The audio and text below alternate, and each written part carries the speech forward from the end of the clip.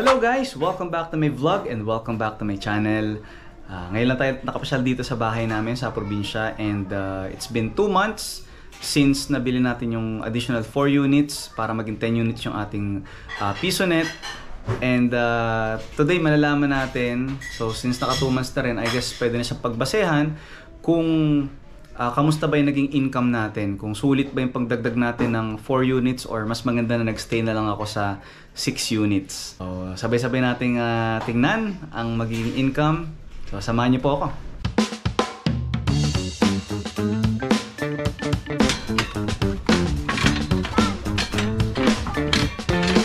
Papunta na kami doon sa bagong pwesto ng piso. Ay! May pa ba rito? Meron pa po? Kung napanood nyo yung isang vlog na nag-coins out kami, ito bagong location na naman kasi merong hindi na pagkasunduan kaya nilipat namin. Buti lang merong gusto magpapesto. Ayan o, ito pa rin siya, buhay pa rin, buhay na buhay pa rin.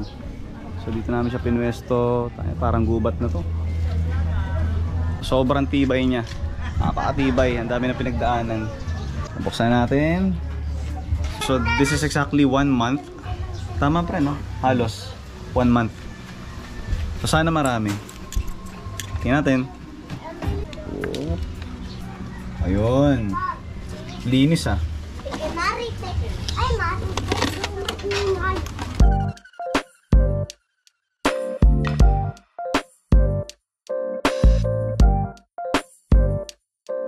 Welcome back guys. Tapos na kami magbilang. So ito na, nililinis na ni Boss Mike yung aming coin counter. Kasi ito na rin yung barya. Ang total namin ay 2,570. So lahat na ng barya 2,570. 1 month. Provided namin internet dito. So tingin nyo, okay ba? Or mababa, mahina? Comment down. Next ko naman gagawin, ayusin ko naman tong isang piso wifi. So meron akong paglalagay nito. Bali matagal siyang na-stock dito. Siguro mga ilang buwan din kasi pinull out namin. Pero meron akong bagong paglalagyan. Tingnan niyo yung date oh. 9/9/16, September 16, 2020. So, ang tagal na rin niya, 3 years na rin siya mahigit. Pero still kicking pa din. So ganun ang quality ng ating Urban Piso Wi-Fi. Kaya sa mga gusto mag-order, check nyo lang ating Facebook page, Urban Piso Wi-Fi, or pwede rin sa Urban Raketero Facebook page. Alright, tapos na tayo mag-set up nung isang piso Wi-Fi pa. Hindi ko na na-video kasi naiwan ko yung GoPro ko. So next na lang gagawin natin is yung main event natin. Masusi! Ano na siguro na tinutoyo, no? Ha? Alin? Oo nga eh. So meron daw nagloko na unit. Isilipin ko na rin. Pero bahala na muna si Mike kasi magko-coins out na muna kami.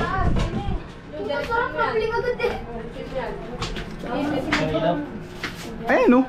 Gumagana na. Naka-coins ka na ga. Ako ganun dito pa pala. Tara, mag-ibig na. Pakaming ka na.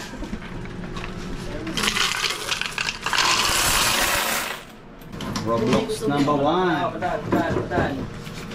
Ang dilim. Eh wala naman ang meron, Che. Arate kasi sa mo. Aroy, naglaho na. Arigo? Wala, nag-jump pa. Hindi mo pumalis. Nag-jump pa. Ano ang kulit mo, Garo?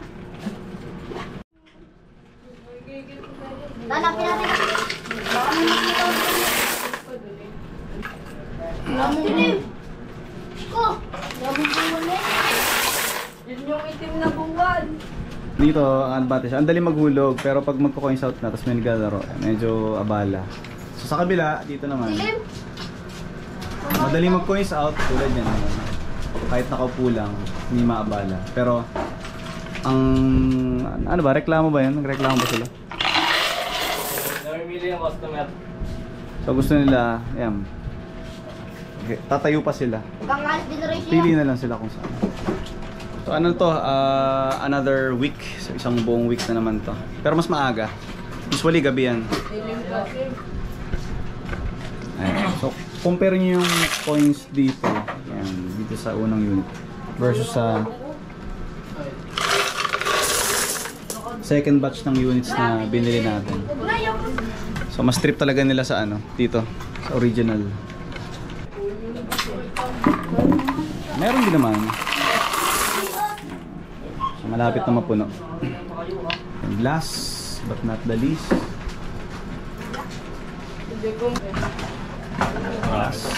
ayan. So ito medyo marami to. So ito yung sa apat na ano, itong bago. Ito yung favorite nila. Malapit sa labas eh. Oo. Ayun. Thank you guys. Salamat sa mga bata. Kaya ba? Ilaw? Isa tayo sa base natin. Let's go. Start kami ng counting. Okay, sort naman muna pala. Sort. Mag-order muna natin.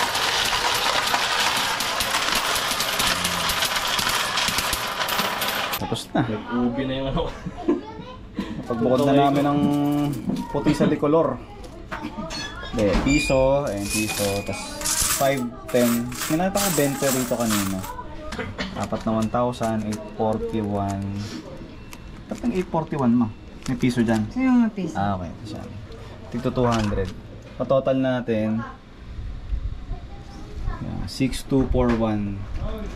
Isang linggo ulit yan. Pero maaga pa. Kung mamaya pang gabi yan, madadagdagan pa, no? 6,241.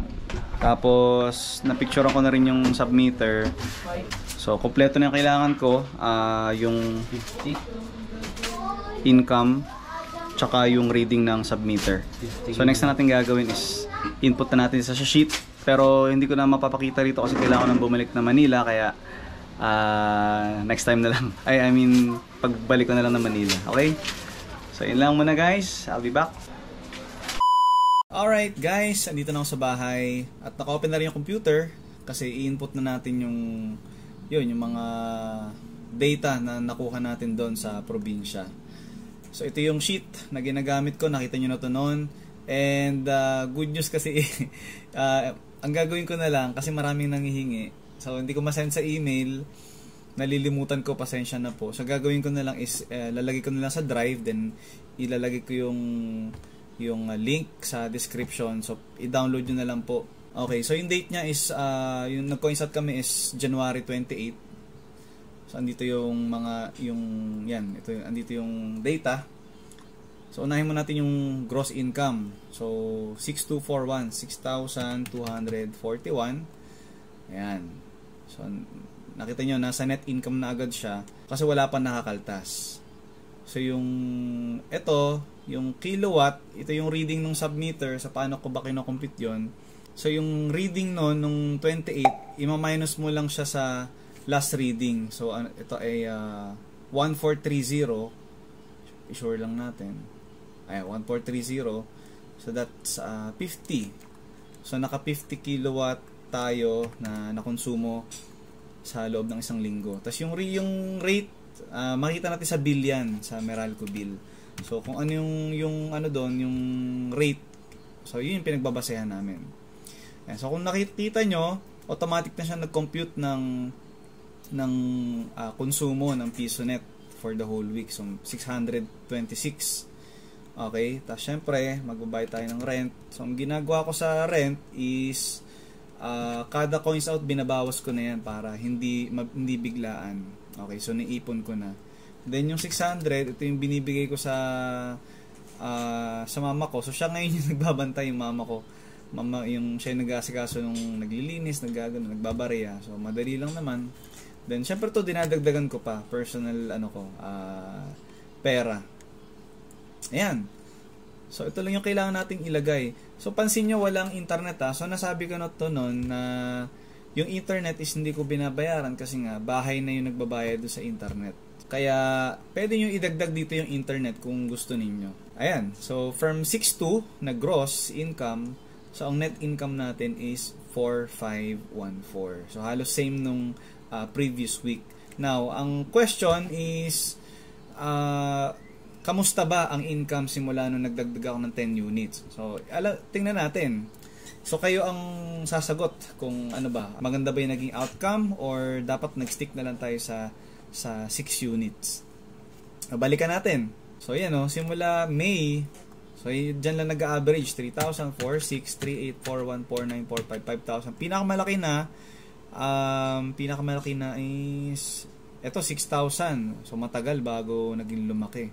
Pero ito, nung time na to, talagang okay na siya para sa akin. Then, nagdagdag tayo ng units November 27. Yan. Pero, nung pagkabalik ko ng Manila, hindi pa nagamit talaga lahat. Kumbaga hindi pa siya nasagad kasi nga nagka-problema yung mga units. So ito yon. Balikan natin. Yan. So ito yung 3.9 to kasi nga ano ba? Bakit ba mahina to? Ito ata yung nilipat ko na yung mga units kaya sarado ng 2 araw halos. So nabuhasan. So ito tayo mag-start sa December 3, 2023. Ayun no. So starting December 3, so pumalo agad siya. From average na 4,000 naging 5,700. So nadagdagan, 'di ba? And then naging 6,900, naging 6,300, 4,300. Yan, so meron ding mahina. Hindi tayo palaging malakas ha. So in reality talaga hindi po tayo palaging jump pack. So may time din na medyo matumal, which is normal po talaga sa gantong klaseng negosyo sa PisoNet business. Pero bumawi guys nung 30. So kasi maraming pera, 'di ba? Pasko, bagong taon. So ito yung pinakamalaki so far. Simula nung naging 10 units natin, 8,000 gross income, then 7,600, 5,500, 6,200, then 6,200, then 6,200 ulit. Yan. So kita nyo naman, kayo na yung makapagsabi kung okay. Para sa akin okay, kasi 'di ba kahit paano nadagdagan siya. Ang napansin ko lang talaga is from yung sa sa konsumo, ayun 25, 30, 39, 38. So naging na siya. Naging 48, 55, 44. So talagang tumaas din, which is normal din naman nga. Kasi yung 4 na unit, mas mataas yung specs niya, mas mataas yung processor, kaya parang pansin ko dun siya, kaya lumakas yung konsumo. But nonetheless, for me, okay na okay. So, kayo guys, what do you think? So, comment down kung okay ba, or dapat di na ako nagdagdag, or dapat magdagdag pa ulit ng units. So, nandito na lang din tayo sa spreadsheet ko. Pakita ko na rin siguro. Kasi matagal ko rin din na-check kung magkano na ba yung total na kinita natin. So, starting from May 5, ayan, hanggang present. So, kumita na tayo ng 193,000. So, grabe, almost 200,000 na. So, ito po, guys, don't get me wrong. Hindi po tayo nang-hype.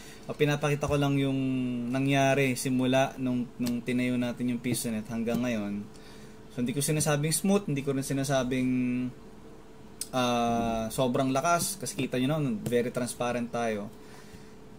So, meron tayong 193,000 gross. And then, kaltas lahat, net income natin from May 5. So, that's 8 months ha. May, June, July, August, September, October, November, December, January. So, 8 months.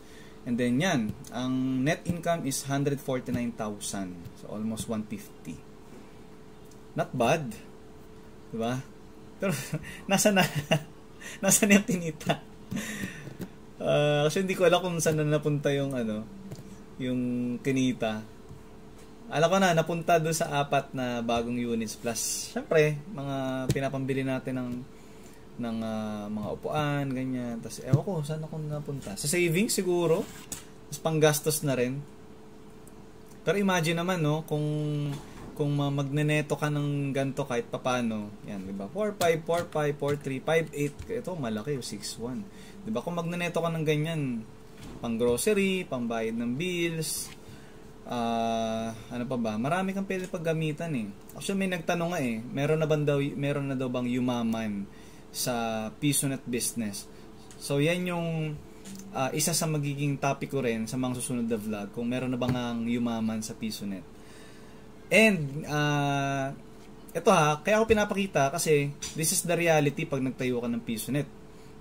Hindi palaging malakas at kumaga hindi ganito, 'di ba? Merong ibang shop baka mas malakas, meron din namang iba na medyo mas matumal. So, ito is personal experience ko. And para sa mga nalilito, 'di ba? Kasi napapanood nila meron akong Piso Wi-Fi, meron akong Piso Net. Maglalabas ako ng vlog kung ano ba talaga ang bagay na business sa'yo, kung Piso Wi-Fi ba or Piso Net business, kaya abangan nyo po yan. So that's it guys, I hope nakatulong po sa inyo ang video na to. If you're thinking of putting up your own PisoNet business, kung ilan ang gusto mong simulang units, kung 2 or 3 or 4 or 5 or 10 or 20, kahit ilan pa yan, ang importante makapag-start ka kasi napakagandang simula niyan para sa 2024. At kung bago ka po sa channel ko, please don't forget to like and subscribe sa ating YouTube channel Urban Raketero. Click mo na rin po ang notification bell para every time meron tayong bagong upload, lagi po kayong updated.